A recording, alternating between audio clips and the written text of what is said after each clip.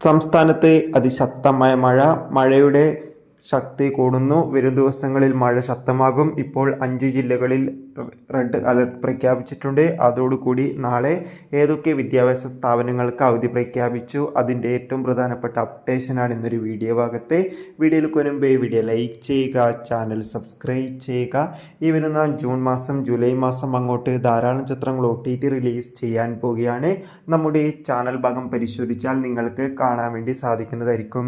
ഇന്ന് കേരളത്തിലെ എല്ലാ ജില്ലകളിലും അതിശക്തമായ മഴയായിരുന്നു ഉണ്ടായിരുന്നത്.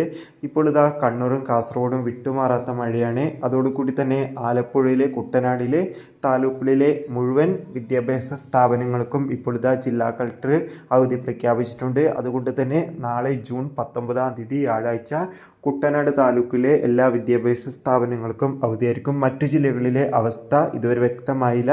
കാത്തിരിക്കാം കൂടുതൽ ഒഫീഷ്യൽ അപ്ഡേഷൻ അറിയാൻ വേണ്ടി.